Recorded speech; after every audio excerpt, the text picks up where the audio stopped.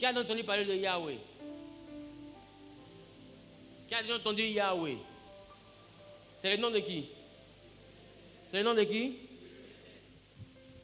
Quelqu'un dit Yahweh. Amen. Comment ça s'écrit? Comment ça s'écrit? Quoi ça? Y. Y-H. V. V ou W? V ou W? Qui dit V? Qui dit W? Très bien. Que Dieu vous bénisse. Quelqu'un dit Yahweh. Allons-y en Apocalypse chapitre 3, le verset 14. Et la deuxième lecture va se faire dans le livre d'Exode chapitre 3, le verset 14. Apocalypse 3, verset 14. Écrit à l'ange de l'église de Laodicée. Voici ce que dit l'Amen, le témoin fidèle et véritable, le commencement de la création de Dieu. Il dit, voici ce que dit l'Amen. l'Amen, le témoin fidèle et véritable. Le témoin fidèle et véritable. Le commencement de la création de Dieu. Le commencement de la création de Dieu. Amen. Amen.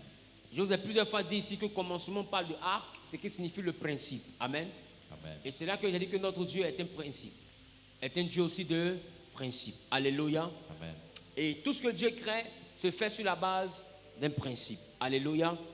Et le Dieu qui a créé, lorsqu'il a rencontré Moïse, parce que quand la Bible dit au commencement Dieu, quelqu'un dit au commencement Dieu. Quelqu'un dit au commencement Dieu. Quand on parle de commencement, Dieu, celui qui a dit Dieu là, c'est Moïse. Au commencement, on n'était pas Dieu. Au commencement était un être qui n'avait pas de nom. Ce nom Dieu là, Dieu, a été donné à ce être là par Moïse. Est-ce que je parle à quelqu'un? Est-ce que je parle à quelqu'un? C'est pourquoi vous allez remarquer quand il apparaît à Abraham, quand il parle à Abraham, il n'a donné aucun nom. Qui a remarqué? Il n'a donné aucun nom. Parce qu'au commencement, il n'avait pas de nom. Qui le nomme? Parce que pour avoir un nom, il faut que quelqu'un te le donne. Alors quand Moïse va lui demander quel est ton nom, Exode chapitre 3, le verset 14 dit quoi? Exode chapitre 3, le verset 14. Dieu dit à Moïse, oui? Je suis celui qui suis. Quand Moïse lui demande quel est ton nom, regarde ce que Dieu répond à Moïse. Je suis celui qui suis. Va dire à mon peuple que je suis est apparu. C'est je suis qui m'a parlé. Et le je suis là, les Hébreux ont traduit le je suis là par Yahweh. C'est pourquoi vous allez remarquer qu'on parle de Yahweh Jireh, Yahweh Nissi, parce que Yahweh c'est je suis. Amen. Yahweh, c'est je suis. Le je suis, là, les Hébreux ont appelé ça Yahweh. Amen. Maintenant, Yahweh est un principe de vie. Yahweh est un principe de création. Yahweh, au-delà d'être je suis, est le principe de fonctionnement du monde. Amen. Quand la Bible dit que tout ce qui vit loue l'Éternel, que tout ce qui respire loue l'Éternel, la Bible sait de quoi elle parle. Je vous ai déjà dit ici, qui a fait l'expérience étant à la maison? De la respiration. Qui a fait l'expérience? Rien qu'en respirant, quand tu inspires, il y a un son que ça émet. Quand tu expires, il y a un autre son que ça émet. Quand tu inspires, ça fait quoi?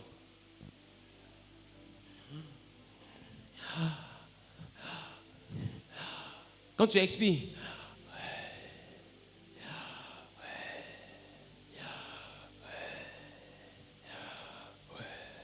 vous voyez? C'est-à-dire que celui qui respire prononce Yahweh. Voilà pourquoi la Bible dit que tout ce qui respire loue l'Éternel. Parce que la respiration est un mouvement qui prononce le nom de Dieu. Parce que la respiration fait circuler le souffle. Or, le souffle vient de Dieu. Donc, tout ce qui est respiration porte la signature de celui qui a permis de respirer. Amen. Je parle à quelqu'un.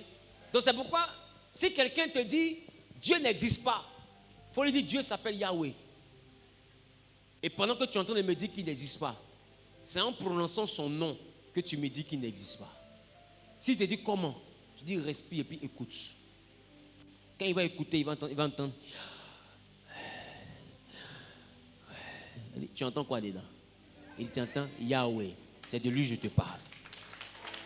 Ça veut dire que même ta respiration est le nom du Dieu que je te prêche. Donc tu ne peux pas respirer à son nom et puis me dire qu'il n'existe pas. Est-ce que je parle à quelqu'un? Tu ne peux pas respirer avec son nom et me dire qu'il n'existe pas. Dis à ton voisin, c'est incohérent. Amen. Maintenant, regarde. Yahweh est un principe de création. Les Hébreux arrivent à décrire Yahweh en 4 dimensions. Vous remarquez que Yahweh n'a pas de voyelles. Yahweh n'a que des consonnes. Ces consonnes-là signifient quelque chose en hébreu. Amen. Amen. Amen. Lorsque je parle de Yahweh, je parle de 4 principes fondamentaux. Je parle numéro 1, ce que vous appelez le Y, on parle de Yod. Le H, on parle de He. Le W, c'est Vav. W, c'est V-A-V. Et le dernier H encore, c'est He. C'est 4 voyelles hébraïques. Hein? Ces 4 voyelles hébraïques, dans la tradition hébraïque, signifient quelque chose. C'est ce que je suis venu vous enseigner. Et c'est pourquoi la Bible dit, on ne prononcera pas le nom de l'Éternel en vain. Je vais vous enseigner le nom de l'Éternel. Je peux? Est-ce que je peux? On peut y aller? Très bien. Yahweh, c'est le Yod, Y. Yahweh, le H, c'est le He, H-E. Yahweh, c'est Vav, W. C'est-à-dire, ça parle de V, ça se lit Vav, W-A-V. Et Yahweh, c'est encore He, le dernier H-E. Amen. Maintenant, regardez. C'est bon? C'est bon? Très bien.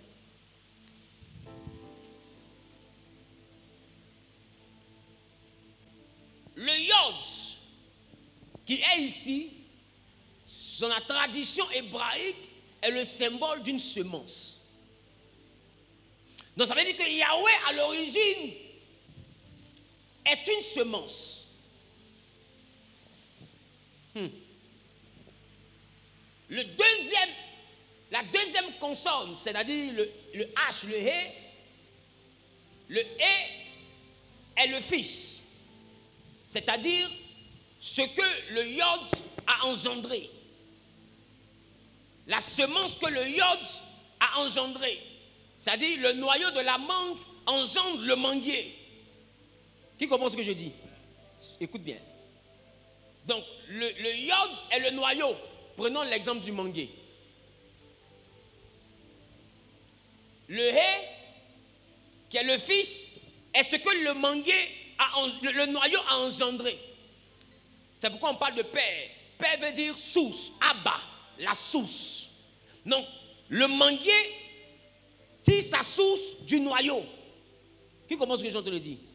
Le manguier tire sa source du noyau. C'est ça? Le W, Vav, parle du fruit. Voilà pourquoi Jésus dit tout arbre qui ne porte pas de fruit. Parce que l'arbre qui ne porte pas de fruit interrompt le processus de Yahweh. interrompt le processus Yahweh. Voilà pourquoi Jésus a dit, pourquoi cet arbre, ce figuier devrait-il occuper la terre inutilement? Et le grec a parlé de katargeo. C'est-à-dire, il prend les ressources et il ne donne pas de récolte. Donc, Yod, c'est la semence, c'est le père. Le Hé, c'est le fils, ce que la semence devient. Et le Vav, c'est les fruits. Et lorsque vous voyez qu'on arrive au stade où le noyau de la mangue devient un manguier, et que le manguier produit des fruits, là on arrive à quelle voyelle? Le Vav.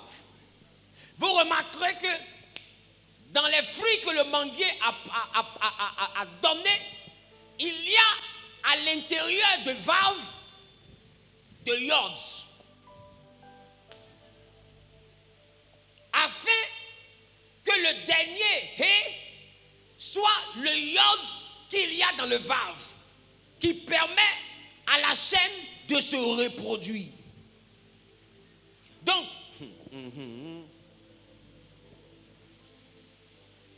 ça crée un cycle de reproduction et un cycle d'éternité. Aussi longtemps qu'une espèce répond à ce principe, cette espèce ne disparaîtra jamais. Et même les hommes obéissent à ce principe.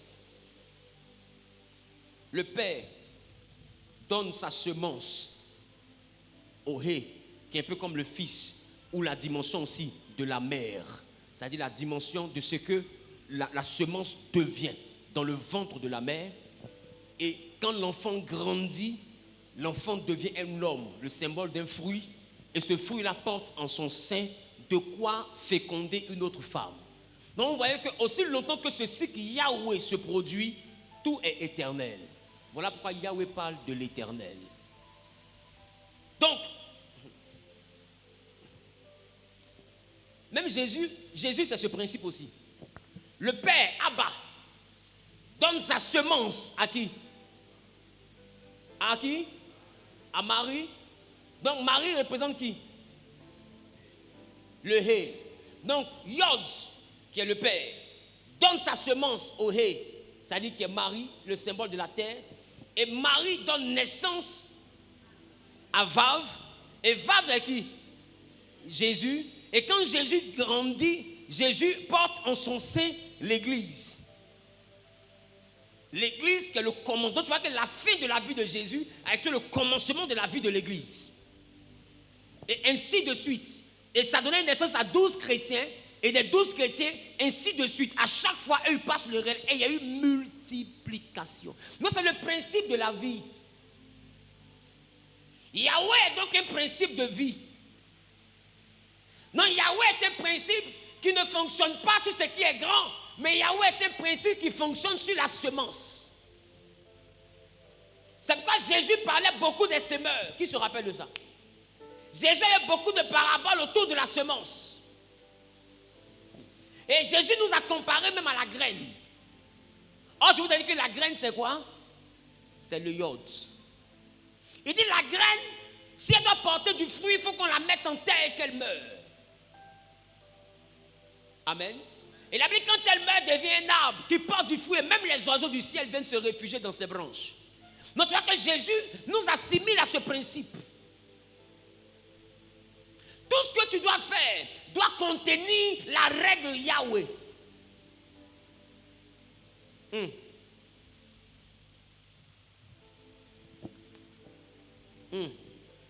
C'est bon?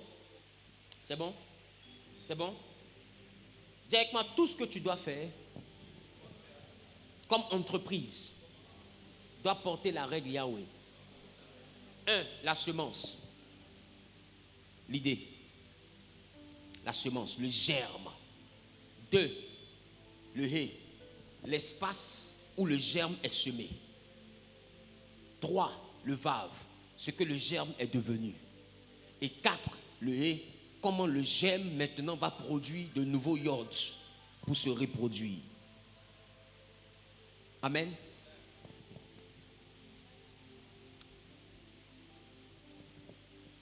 Je vais adapter maintenant cette règle Yahweh à tes finances. On se comprend? Je veux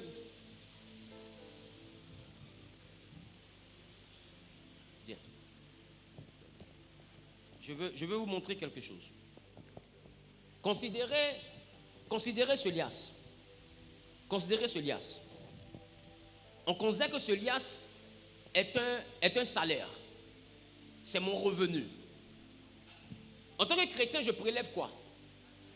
Je prélève la dîme. Considérons que la dîme, c'est 2 billets. Seigneur, j'ai fait offrande en même temps. Donc, considérons que la dîme, c'est 2 billets. Donc, quand je finis de prélever la dîme, en réalité, qu'est-ce que je viens de faire? Je viens de permettre à ce que les 90% qui restent, soient de l'argent béni. Donc, la dîme n'est pas un principe qui va bénir tes finances, mais la dîme est le principe qui bénit les finances qui sont rentrées en alliance. Votre problème, c'est que vous pensez que la dîme bénit ton compte bancaire. La dîme ne bénit pas ton compte bancaire. Quand tu prélèves ta dîme, c'est le reste là, ça. C'est ça qui est béni. Ce n'est pas l'argent que j'ai dans mon compte. Là, ça, c'est de l'argent béni. Parce que j'ai prélevé ma dîme. Ok? Donc, dans la dimension Yahweh, je dois comprendre que tout fruit, dans le fruit, j'ai retiré la dîme. Mais un fruit normal a encensé une semence qu'on appelle un noyau. Et ce qui fait la particularité des fruits, parce que le fruit a 3 parties, la peau, la chair et le noyau. C'est pas ça? C'est pas ça? Et il y a des fruits dont on ne mange pas la peau, il y a des fruits qui se mangent avec la peau, mais il y a une chose qu'on ne mange pas, c'est les noyaux. La dîme n'est pas le noyau. La dîme, c'est une partie de ton revenu. Le noyau n'est pas ton revenu parce que tout noyau normal se jette. Parce que le noyau doit repartir vers la terre pour que la terre reprenne le processus Yahweh. Je parle à quelqu'un. Donc, pour que l'espèce se reproduise, il faut que le noyau soit jeté par terre. Je m'explique. Donc, j'ai prélevé ma dîme. Il me reste 90%. C'est de l'argent béni. Les 90% là, à l'intérieur, il y a la chair qui me reste à manger et à l'intérieur, il y a le noyau qui est le iode. C'est le noyau là que Dieu bénit. Quand il dit, mets-moi à l'épreuve et tu verras si je n'ouvre pas pour vous, toi, les écluses des cieux, si je ne laisse pas descendre la bénédiction en abondance, ce n'est pas sur ce que tu as mangé, c'est sur ce que tu vas planter. Ce que tu as mangé, même si on bénit ça, la seule chose que ça peut te donner, c'est vitamines. Je parle à quelqu'un. Ce que tu as mangé ne peut pas devenir milliard. Yahweh est un principe qui te permet de devenir grand. Donc Yahweh te dit que quand tu as un fruit, tu en prélèves la dîme. Le reste du fruit est béni. Mais dans le fruit, il y a le noyau qu'on ne mange jamais. Ce noyau-là, même quand tu manges, tu dois retirer le noyau. À considérer que mon noyau, par exemple, c'est cette somme. Donc je retire le noyau et c'est ici que je bâtis ma vie. Là, je mange, je paye le loyer, je paye tout. Maintenant, ça, c'est la partie de mon argent béni qui va devenir un investissement, un noyau. Et comme c'est le principe Yahweh, ça là, je dois économiser ou bien en faire une activité. Cette activité est en alliance avec Dieu parce que cette activité vient d'une somme qui était en alliance avec Dieu. Et c'est sur cette activité-là que Dieu bénit. Voilà pourquoi la Bible déclare que Paul a planté, Apollos a arrosé, mais c'est Dieu qui a fait pousser. Quand tu es béni, quand tu plantes, peu importe le processus d'arrosage que tu mets en place, c'est Dieu qui fait pousser. Donc le noyau pousse parce que le noyau est béni. Or vous prélevez vos dîmes sans rentrer dans la mentalité Yahweh. Vous prélevez vos dîmes et vous mangez les 90%. Et les 90% rentrent dans vos charges. Ça paye maison, ça paye courant, ça paye transport, ça paye manger et c'est fini. Et vous dites, je paye ma dîme, je ne vois pas. Tu ne verras jamais la dîme parce qu'en réalité, quand on mange les mangues, qu'on ne plante pas les noyaux, bientôt la terre n'aura plus de manguiers. La terre a des manguiers parce qu'on plante le noyau. Donc ton salaire là, ton argent va redevenir l'argent. Si dans l'argent là tu enlèves, c'est l'argent qu'on plante pour récolter l'argent. C'est le noyau qu'on plante pour récolter manguier. Alors si tu veux avoir de l'argent qui vient en manière continue, dans ton argent il faut une partie que tu plantes. Alors la Bible dit, la pluie est comme la parole de l'Éternel qui ne remonte pas sans avoir accompli le but pour lequel elle a été relâchée. Et la Bible dit comme la pluie qui, quand elle descend, féconde la terre, donne le pain à celui qui mange. Et puis on complète quoi? La semence au semeur. On ne parle pas du semeur de l'église. C'est-à-dire que dans ce que la pluie te donne comme récolte, là, il y a ce qu'on mange. Il y a le pain de celui qui mange. Et puis dans ce que la pluie te donne, là, il y a la semence du semeur. C'est-à-dire que tu ne dois pas tout manger. Il y a quelque chose qu'on sème dans ce que Dieu te donne. Et vous avez de l'argent béni. Et vous prenez cet argent pour aller payer chaîne, loyer, transport, tout. Et votre argent béni se retrouve dans les caisses de personnes qui ne sont pas bénies. Et eux, ils prospèrent parce qu'ils prennent l'argent béni des chrétiens pour aller investir. Et j'ai envie de te dire, la bénédiction qui est sur l'argent béni ne dépend pas de celui qu'on a béni. Ce n'est pas toi qu'on a béni, c'est l'argent là qui est béni. La dîme ne te bénit pas, la dîme bénit ton argent. Donc, cet argent béni là se multiplie, peu importe les mains dans lesquelles cet argent se trouve.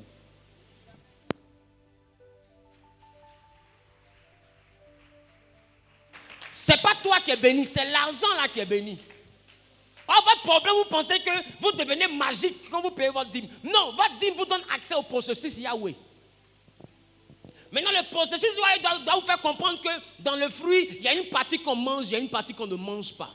La partie qu'on ne mange pas, là, on la met en terre. Elle doit devenir un commerce. C'est pourquoi la Bible est pour les entrepreneurs. Dieu a dit à Josué que ce livre de la loi ne se loin pas de ta bouche, médite-le jour et nuit. C'est alors que tu auras du succès, que tu réussiras dans toutes tes entreprises. Donc la Bible est pour ceux qui entreprennent. Ça veut dire que si tu ne sèmes pas, si tu n'es pas un homme qui fait des affaires, tu ne verras pas le Dieu de la Bible. Donc le Dieu Yahweh est dans l'entreprise. Le Dieu Yahweh n'est pas dans le salaire. Le salaire n'est pas une entreprise. Le salaire est un revenu après travail. C'est une rémunération. Or, l'entreprise est un acte de foi. Quand j'ouvre une entreprise, c'est que j'ai la foi. parce que quand je paye des habits venus de payer dans un magasin, rien ne me garantit que j'aurai des clients. Donc, un entrepreneur est un homme de foi. Or, la Bible dit le juste vivra par la foi. Donc, si l'entrepreneur ouvre le magasin par la foi et il paye son personnel par la foi, il paye le loyer par la foi, c'est que l'entrepreneur vit par la foi. Donc, c'est lui que la Bible appelle le juste. Un juste. Aïe, aïe, aïe, aïe. C'est pourquoi vous devez être dans les masterclass. C'est des principes comme ça, j'enseigne. Le problème, vous payez votre dîme avec un revenu et le revenu, vous le mangez totalement et vous faites des investissements avec un autre revenu. Un revenu qui n'est pas en alliance. Et vous échouez. Et vous vous dites, mais je paye ma dîme, pourquoi tout ce que je fais ne marche pas? Mais est-ce que tout ce que tu fais là, est-ce que tu fais ça avec l'argent qui était en alliance?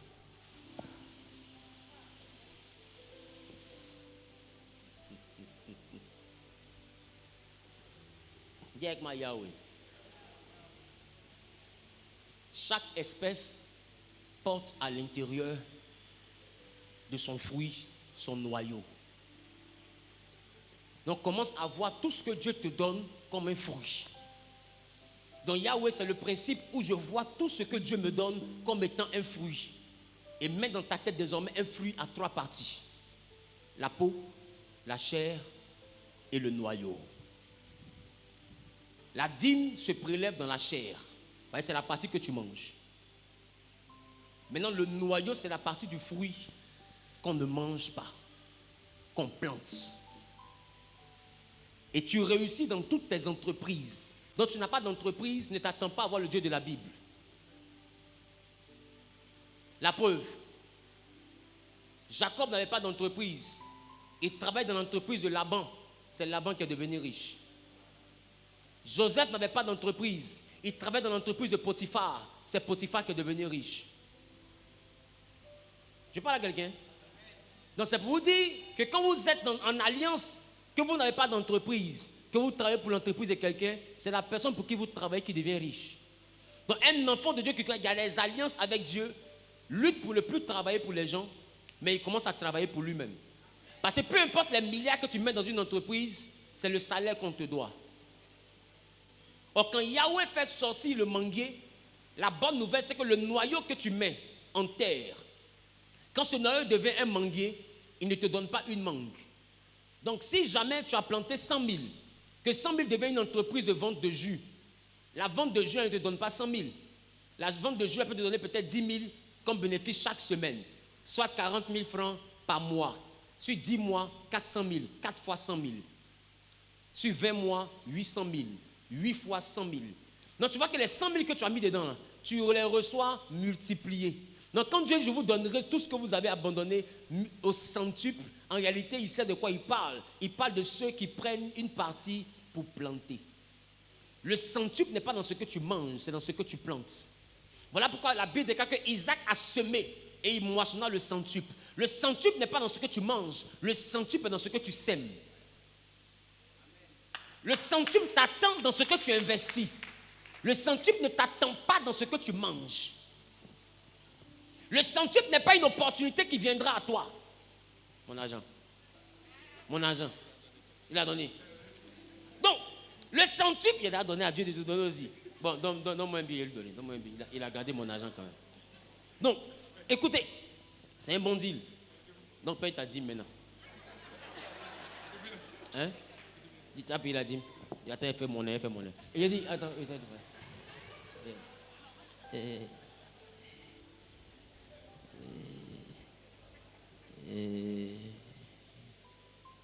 la dîme, c'est combien? C'est 50 €, non, ta dîme? Ta dîme, c'est 5 €. Toi aussi, comment c'est 10 €? Dépend 10 €. Et puis, c'est un nombre de fois, hein? C'est pas possible. Donc, tiens, il a payé sa dîme. Tiens. Quand tu payes ta dîme, lève-toi. Ça devient de l'argent béni. Dans cet argent béni-là, il peut manger 20 000. Mais il y a 20 €, mais il y a 20 € qu'il doit garder comme étant le noyau. Ce qu'il va décider de faire avec ces 20 € là, c'est ça que Dieu multiplie. Et c'est ça qui est béni au centuple. Qui a compris l'exercice de manière pratique?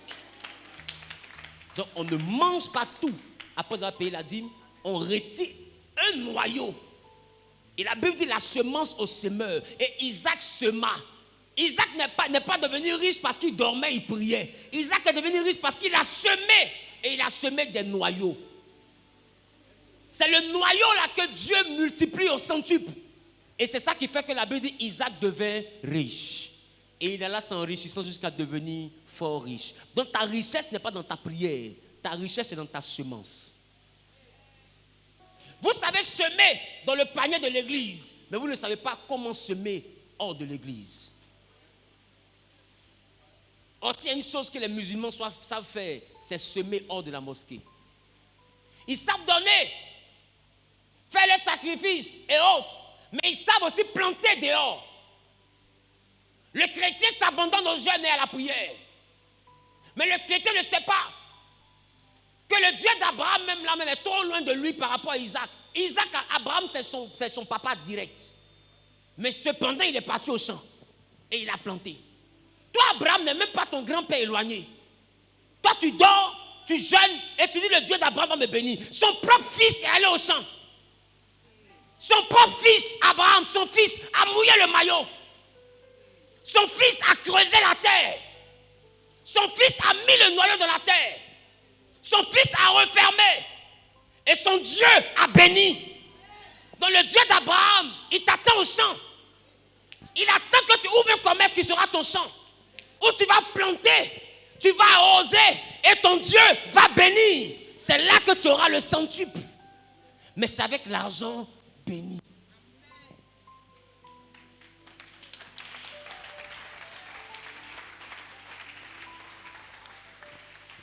Donc on paye la dîme pour que notre somme d'argent, notre fruit rentre en alliance avec Dieu.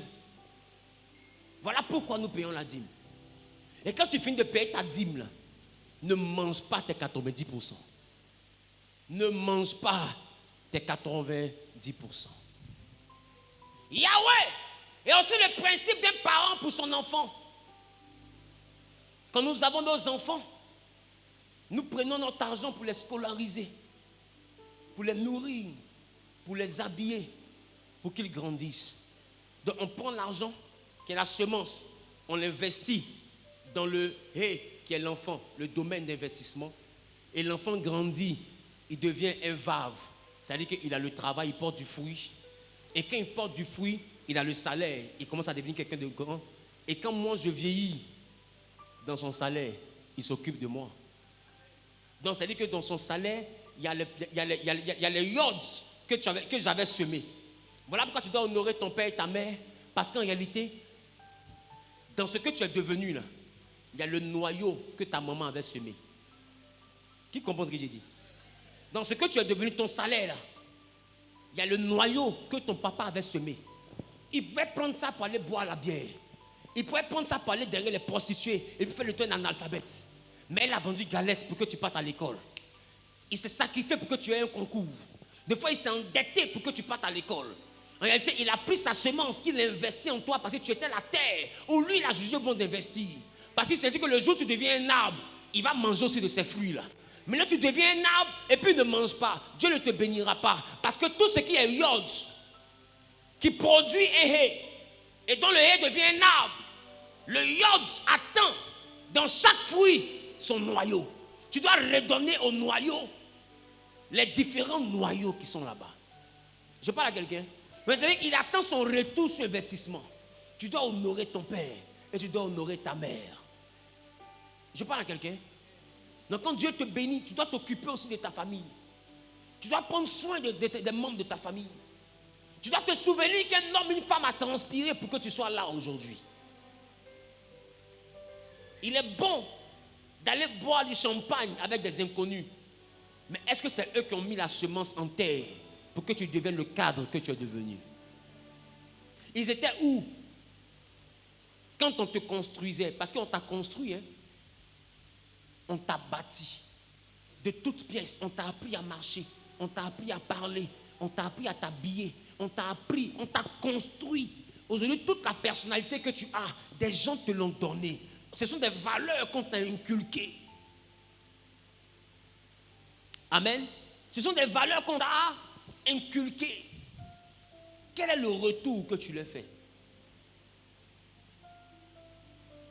Et pour beaucoup, le retour, tu n'appelles plus ton père et ta mère.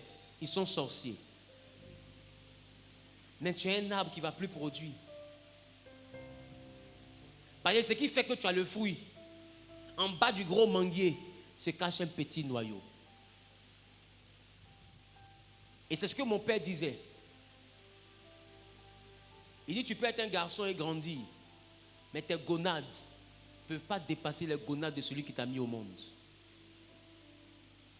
C'est parole, hein? Tes deux boules du témoignage ne peuvent pas dépasser les boules de celui qui t'a mis au monde. C'est pour dire que si tu es devenu un grand homme d'affaires, n'aie pas peur n'aie pas honte de la mère analphabète que tu as. Laisse-moi te dire, banane qu'elle a vendue pour que tu partes à l'école, elle pouvait prendre son argent pour faire coup du soir. Mais elle a préféré rester analphabète pour que toi tu sois maîtrisard. C'est pour dire que dans le bel arbre que tu es devenu, ce arbre est soutenu par un noyau qui est analphabète. Alors ne regarde pas la taille de l'arbre, regarde le noyau qui est en dessous de l'arbre. Et tout arbre doit à partir d'aujourd'hui retourner vers le noyau. Et c'est la raison pour laquelle nous craignons aussi Dieu. Parce que même si nous avons nos pères, mais Dieu est aussi le noyau qui a donné la vie à tout le monde. Alors nous devons de lui redonner notre vie parce que c'est lui qui a semé sa vie pour que nous soyons vivants. Donc tu vois que quand le yord donne quelque chose au hé, que le hé produit le vav produit le hé qui est l'abondance, mais dans cette abondance-là, il faut le retour au yord. Il faut revenir au point de départ. Alors Yahweh est un principe aussi qui t'envoie à ne pas être ingrat. Tu as vécu chez les gens jusqu'à devenir quelqu'un, ne les dépasse pas dans la rue. Même si un jour ils t'ont chassé, ne te souviens pas du jour où ils t'ont chassé, rappelle-toi du nombre de temps qu'ils t'ont accueilli. Et à un moment donné, tu es parti, mais avec le yod qui est dans le hé que tu as eu en dernière position, tu dois revenir au point de départ pour te rappeler qu'avant d'avoir chez toi, tu dormais chez quelqu'un. Ce quelqu'un-là retourne pour lui dire merci. Yahweh est un principe de reconnaissance. Yahweh est un principe de mea culpa, c'est-à-dire l'introspection. Revenir au point de départ.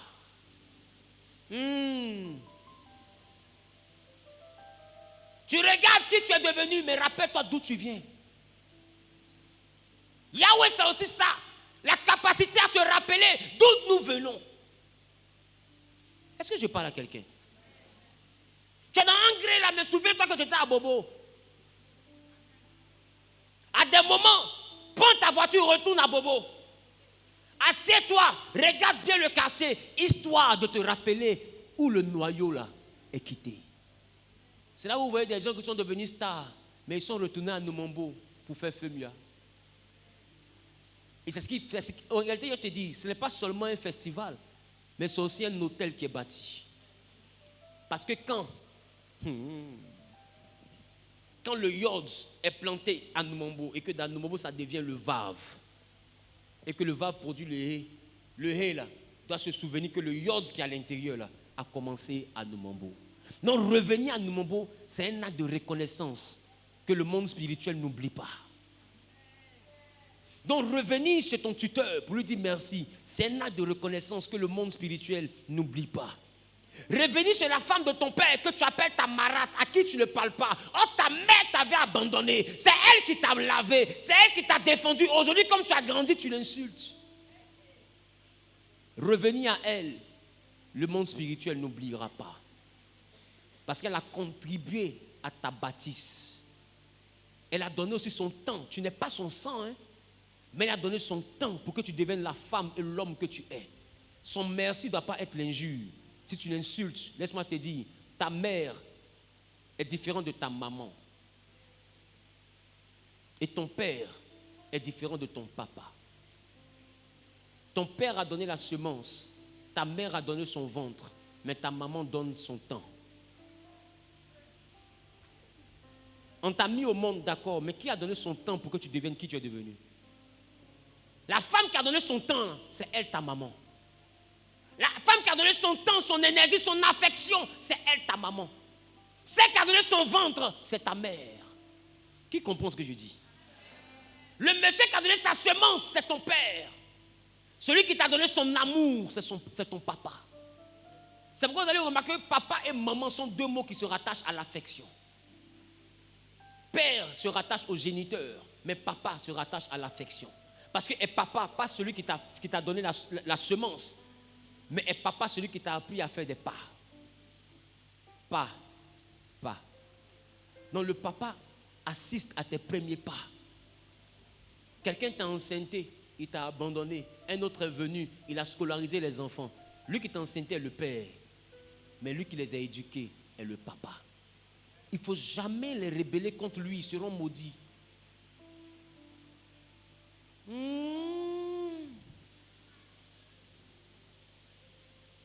C'est pourquoi même les traditions prévoient ça, et c'est là que je termine. Quand tu es un père, que tu abandonnes ton enfant, et que quelqu'un d'autre ou la belle famille éduque l'enfant sans qu'on ne te voie, avant de reprendre l'enfant, même que l'enfant aille te rendre visite, il y a des sacrifices à faire. Et si l'enfant se cache pour aller chez toi et qu'on n'est pas au courant, qui s'en va manger chez toi, l'enfant peut mourir dans ça. Qui c'est ça? Ça tue. Pourquoi? Parce que le père doit respecter aussi le droit spirituel du papa. Donc c'est vrai que le père et le papa sont deux forces spirituelles de qui dépend l'âme. Donc celui qui est ton père n'est pas forcément ton papa. Alors que tu te réalises et que tu rentres en toi-même. La femme t'a mis au monde, mais qui est ta maman? Le monsieur t'a mis au monde, mais qui est ton papa? Et aujourd'hui, tu appelles ton papa le mari de ma maman. C'est le mari de ma mère. Tu appelles ta maman ma marate. Parce que quand tu as grandi, tu as compris que ta mère était dehors, donc tu n'as plus position pour ta mère. Donc cette femme est devenue ta marate. L'adversaire a détruit. Elle parle, tu parles. Mais quand tu pissais, elle le suait. Yahweh aussi le principe du retour au Béréchi, au commencement. Tout est dans son aboutissement doit se rappeler qu'il est sorti d'un yod. Je parle à quelqu'un. Alors si tu avais déconné avec la femme de ton père et que même 1 an, 2 ans, 3 ans, peu importe le nombre de temps, elle t'a pris comme son enfant un jour, retourne vers elle, tu vas te maudire pour rien. Il va lui demander pardon. Et puis il faut sortir de leur palabre Quand deux couteaux se battent, le poulet ne met pas son cou au milieu. Le litige entre ton père et ta mère ne te concerne pas. Ils se sont connus avant que tu les connaisses. Je reprends. Tu n'as pas à choisir ton père et ta mère parce que ton père et ta mère se sont connus avant qu'on te connaisse. Donc leur relation est plus ancienne que ton extrait de naissance. De toute façon, ils font palabre devant toi. Ils peuvent se réconcilier derrière toi. Est-ce qu'on n'a jamais vu dans la vie un coup balle perdu, des ex? Ton papa et ta maman se battent. Oh, deux fois dans le secret, ils se font les choses. Qui comprend ce qu'il dit? Et toi, tu charges. Oh, tu vois que ta maman, elle parle qu'elle pas au moment donné, elle freine. Elle sait. Mais c'est pas toi, elle va te dire. Hein? Qu'est-ce que je parle à quelqu'un? Donc, quand deux couteaux se battent, enlève ton cou dedans. Non, il a fait du mal à ma maman. Tu es ta maman? Ta maman a besoin de toi pour la défendre? Tu n'étais pas encore né. Qui la défendait dans la relation? Ne charge pas quelque chose qui ne t'appartient pas. Honore ton père et ta mère. Si ta mère vient t'expliquer ce que ton père lui fait, ferme tes oreilles et éloigne-toi. Dis-lui, maman, ça ne me concerne pas. Parce qu'elle va semer dans ton cœur des semences qui vont te maudire. Parce que ton père ne peut pas te maudire, mais ton père peut te maudire. La frustration de ton père ne peut pas la détruire, mais la frustration, le regret de ton père peut te détruire. Toi et elle, vous n'êtes pas sous la même couverture spirituelle. Je parle à quelqu'un, et ça je parle aux jeunes filles qui passent le temps à expliquer à leurs enfants ce que le papa a fait. Tu exposes ton enfant à quelque chose. Tiens-toi debout, on va prier. Qui a compris Yahweh? C'est tellement vaste, c'est un principe.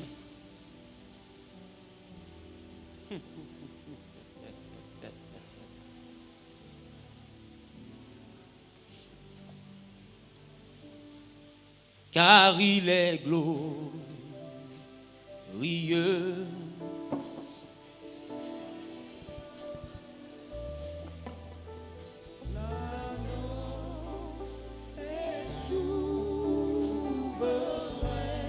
Reste devant. Toi qui fais la semence, reste devant, s'il te plaît. Nous élevons nos voix pour l'adorer. On va prier pour que Dieu puisse vous aider à semer.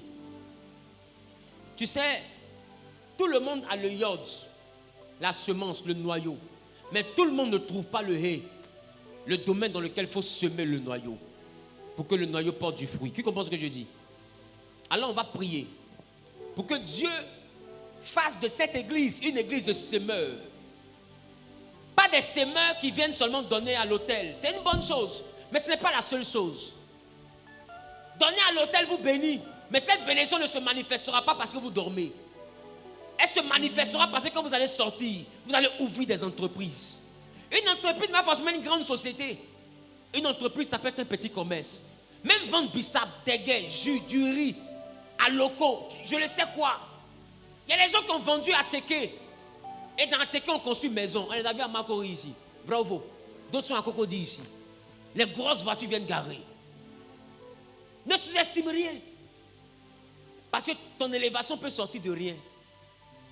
Je parle à quelqu'un. Quand tu sors d'ici, sache que ma prière pour toi, c'est que tu deviennes un semeur. Dis avec moi, je serai un semeur.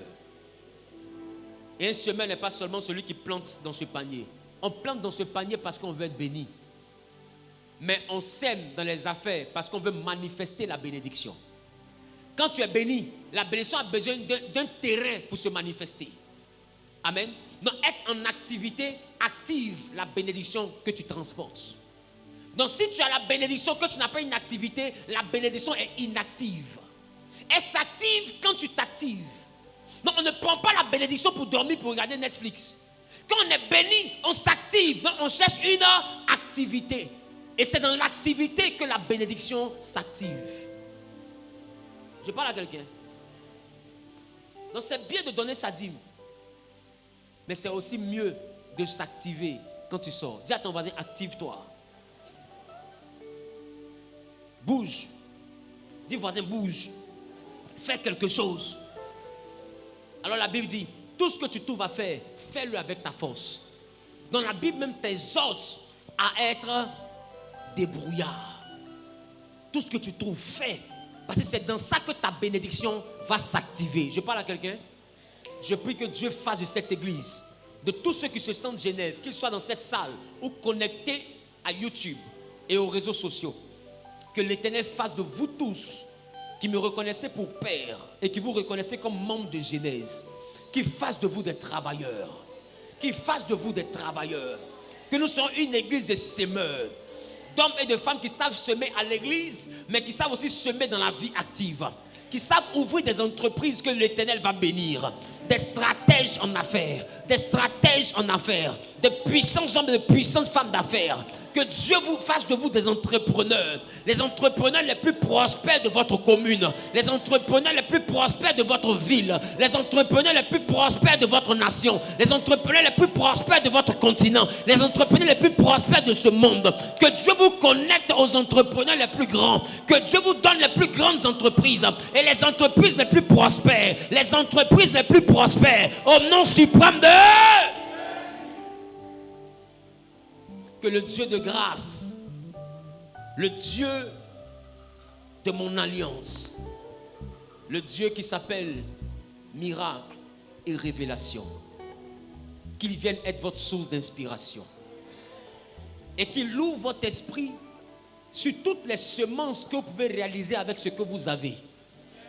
Qu'il ouvre ton esprit sur tout ce que tu peux faire avec l'argent que tu as maintenant. Parce que des fois tu as 500 000, tu ne sais pas quoi faire avec. Des fois tu as 1 million, tu ne sais pas quoi faire. Donc après tu dépenses ça inutilement. Que maintenant que Jésus ouvre ton esprit sur tout ce que tu peux accomplir avec ce que tu as, aussi petit soit-il. Aussi petit que cela soit, que toute semence qu'il y a dans ta main, il dit même le grain de s'élever est l'une des plus petites des semences. Mais lorsqu'il est mis en terre, il devient les arbres les plus grands. Donc ça veut dire que même la petite semence que tu as, tu dis je n'ai que 50 000. Quand tu vas mettre ça en terre, tu ne sais pas quel arbre ça va devenir. Tu sais juste la taille de ta semence, mais tu ne connais pas la taille de l'arbre que ta semence contient. C'est un petit manguier. C'est un petit noyau plutôt qui donne le grand manguier qui casse la clôture. La clôture est une limite, mais le manguier qui sort du petit noyau casse la clôture. Des fois dans votre famille, personne ne réussira. Mais le petit commerce que tu vas faire avec les 100 000 va casser la limite de la pauvreté. Et à partir de toi, la réussite va rentrer dans la famille. Je déclare, je décrète et je prophétise que Dieu t'apprenne à semer ta semence. Aussi petite soit-elle, qui te montre les activités dans lesquelles tu peux réussir avec. Qui te montre les domaines dans lesquels tu peux réussir avec. Qui a dit Amen, bien propriétaire. Au nom suprême de... Que Dieu vous bénisse. Acclamons le Seigneur Jésus. Car il est glorieux et digne. Alléluia. Dans la semaine après le programme de Brazzaville, Wilfried Zahui Ministère organise encore une deuxième masterclass. Et cette masterclass a pour thème nommer pour dominer, le mystère du nom. Tu ne peux pas être spirituellement puissant si tu ne connais pas la force qu'il y a dans le nom. La destinée même est dans le nom. Le nom que tu donnes à ton enfant trace un chemin de vie pour l'enfant. Je vais vous donner un exemple très simple. Envoyez la Sainte Seine en même temps. Envoyez la Sainte Seine. C'est en attendant la Sainte Seine que je suis en train de parler. Quelqu'un dit nommer pour dominer. On peut afficher le programme, s'il vous plaît. Nommer pour dominer. Le mystère du nom. Du lundi 16 au samedi, du lundi 11 plutôt au samedi 16, c'est uniquement sur Zoom. Quand tu vois dans la Bible, au chapitre 2 de Genèse, l'homme a nommé les animaux. Qui se rappelle de ça? Au chapitre 3 de Genèse, l'homme a mangé le fruit. C'est ça? Mais ça commence en disant quoi? Le serpent était l'animal le plus rusé. Ça veut dire qu'au chapitre 2, on l'a appelé comment? Le serpent. Au chapitre 3, maintenant, on le présente. Le serpent était l'animal le plus rusé. À la fin du chapitre 3, Dieu maudit le serpent. Et Dieu dit au serpent, tu vas te déplacer sur ton ventre. C'est là que le serpent commence à ramper. Donc, d'aucuns disent qu'avant, il avait peut-être des pieds. Il avait des pattes. Donc, Dieu lui retire les pattes et il commence à ramper, se déplacer sur son ventre. Parce que ramper signifie se déplacer sur le ventre. Amen. Donc, le serpent commence à ramper. Or, au chapitre 2, on l'avait appelé le serpent. Au chapitre 3, il a rampé, mais au chapitre 2, on l'appelait serpent. Au chapitre 3, on le frappe et il commence à ramper. Maintenant, ce que je te fais comprendre, va chercher la définition de serpent ou bien de ramper. Tu verras en réalité que serpent signifie celui qui rampe. Celui qui se déplace sur le ventre. Donc la caractéristique du serpent, c'est que le serpent se déplace sur le ventre. Or, on l'a appelé serpent au chapitre 2. Mais on l'a condamné à se déplacer par le ventre au chapitre 3.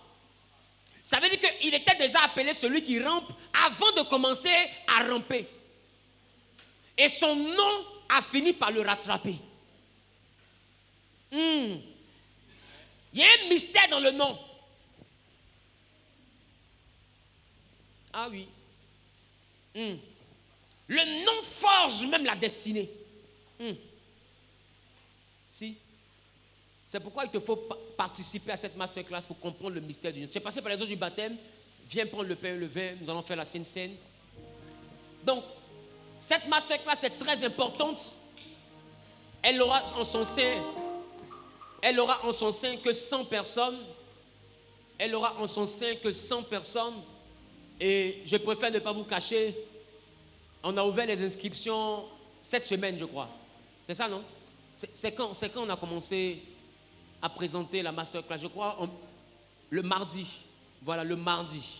Et aujourd'hui, nous sommes à plus de 55 personnes qui sont déjà inscrites. Ça va trop vite. Et on a 100 personnes maximum. La première masterclass, on était 82. Et les 82 ont décidé de se reconduire dans la deuxième masterclass parce qu'ils savent ce qu'ils ont entendu durant la première masterclass. C'est des enseignements qui sont inédits. Qui a entendu l'enseignement sur la dîme tout à l'heure? C'est un morceau de la première masterclass. Juste un morceau. Tu vois que toi-même, ça a ouvert ton esprit. Est-ce que ça a ouvert l'esprit de quelqu'un?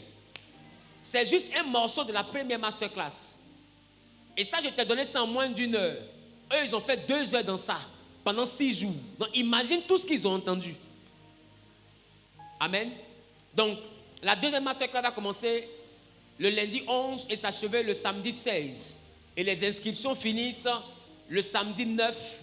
Mais en réalité, les inscriptions finissent quand on atteint les 100 personnes. Là, on est déjà à 55 personnes. Tu écris au numéro qui est affiché à l'écran, plus 225 01 01 01 98 48. Et priez de ne pas répondre à quelqu'un qui vous contacte en inbox. Que les numéros que je vous donne sont les numéros qui sont à contacter. Parce que les gens prennent mon image pour essayer d'anarquer les enfants de Dieu. Amen. Que Dieu vous bénisse.